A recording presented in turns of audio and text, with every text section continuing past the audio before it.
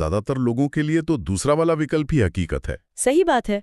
तो सवाल ये है कि क्या हमारी रोजमर्रा की भाग दौड़ भी भक्ति का एक रूप हो सकती है? बिल्कुल। तो चलिए इसी सवाल का जवाब ढूंढने के लिए इस कहानी की गहराइयों में उतरते हैं। चलिए। कहानी के केंद्र में हैं देवर्षि नारद। देवर्षि मतलब वो ऋषि जिन्हें देवताओं और इंसानों दोनों के लोकों में आने जाने की शक्ति प्राप्त थी। एक तरह से कह सकते हैं कि वो एक दिव्य मैसेंजर थे। हाँ, जो हमेशा नारायण नारायण का जाप करते रहते थे। उन्हें अपनी भक्ति पर बहुत विश्वास था। शायद थोड़ा अभिमान भी। हाँ, हो सकता है। और इसी विश्वास पर पहला सवाल तब खड़ा होता है जब उनकी नजर एक साधारण किसान पर पड़ती है। वो देखते हैं कि एक किसान अपने खेत में हल चला रहा है और उसके चेहरे पर एक गजब का सुकून और खुशी है।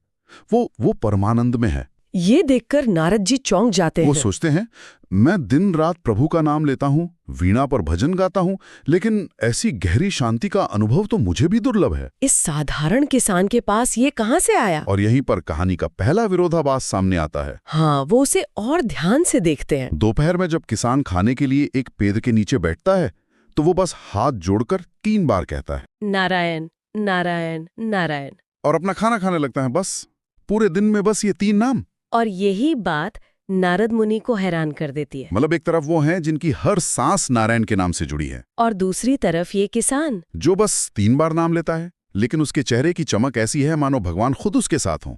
ये सिर्फ भक्ति की गिनती का नहीं बल्कि भक्ति की क्वालिटी का सवाल है। बिल्कुल।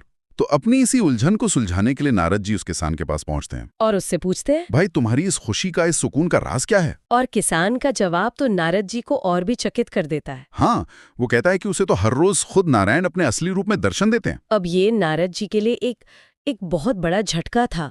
वो पूछते हैं, तुम ऐसी कौन सी कठिन तपस्या करते हो? और किसान बड़ी सरलता से कहता है, मैं तो बस अपना काम शुरू करने से पहले और बाद में 3 बार नारायण बोलता हूँ। बस यही मेरी पूजा है। यहाँ पर कहानी सिर्फ भक्ति की नहीं रहती। नहीं, ये कर्मयोग का एक बेहतरीन उदाहरण बन जाती है।